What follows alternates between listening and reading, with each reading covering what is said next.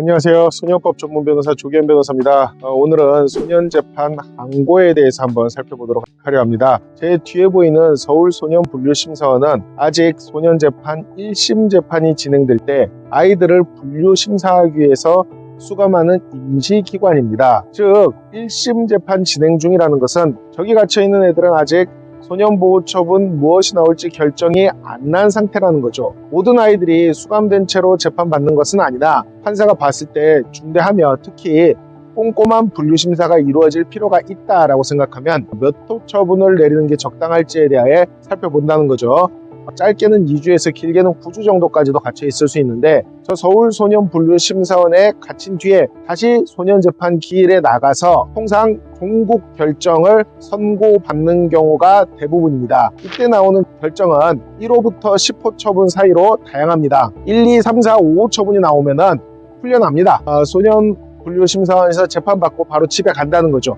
비수감형 소년보호 처분이기 때문입니다. 그런데 6, 7, 8, 9, 10호 처분이 나오게 되면은 이는 수감형 처분으로서 소년분류심사원에서 다른 곳으로 수감기관이, 수감시설이 바뀌는데 거기에 갇혀서 보호처분의 집행이 이루어진다라는 의미입니다. 물론 8호 처분처럼 일시적으로 풀려났다 들어가는 경우도 있는데 어쨌든 소년분류심사원에서 소년원이 됐든 아니면 소년원과 유사한 기타 시설이 됐든 훨씬 더 장기간 갇혀있을 수 있는 형태의 수감형 처분이라는 거죠. 특히 6호나 9호, 10호 처분의 경우에는 6개월에서 길게는 2년 정도까지도 갇혀있을 수 있는데 이것은 아이 입장에서 매우 긴 처분이고 부모님이 느꼈을 때도 상당히 가혹하다고 느낄 수 있습니다. 이런 경우에 소년재판 1심 결정에 불복해서 2심을 일으킬 수 있는데 이것을 소년보호재판에 대한 항고 제기라고 합니다.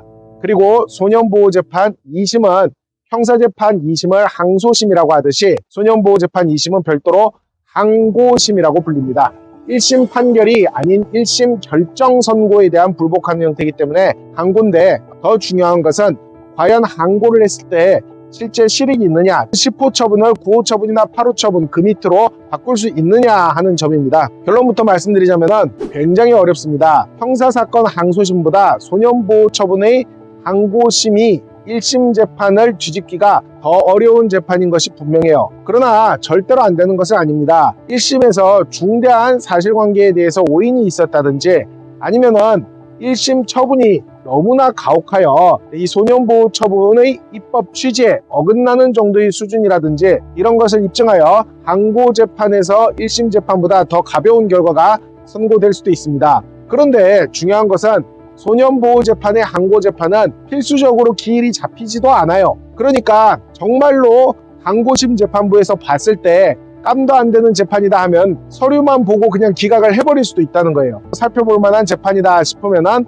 항고 기일을 잡아놓고 항고 기일에 다시 보호소년과 보호소년의 보조인 즉 변호사가 출석하여 항고 기일에 더욱더 상세한 심리를 받을 수 있도록 기일이 잡히기도 합니다. 항고 기일이 잡히면 더 가벼운 처분으로 바뀔 것이고 항고가 기각되면 기존 처분이 유지됩니다. 항고를 제기했다고 해서 무거운 처분으로 바뀌는 경우는 없습니다. 그러나 소년보호 처분의 항고는 매우 어려운 관계로 굉장한 전문성을 갖춘 변호사만이 접근해볼 가치가 있는 재판입니다. 부모님이 혼자 항고한다면 받아들여질 가능성은 전무해요. 특별히 소년법에 특화된 전문 변호사, 전문 로펌이 모든 면을 꼼꼼히 살펴서 신중히 제기해야 할 것입니다. 항고가 소년보호 결정에 불복하는 마지막 재판이라 할 것이기 때문입니다. 대한변협 인증 소년법 전문 변호사, 법무법인 대한중앙대표 조기현 변호사였습니다.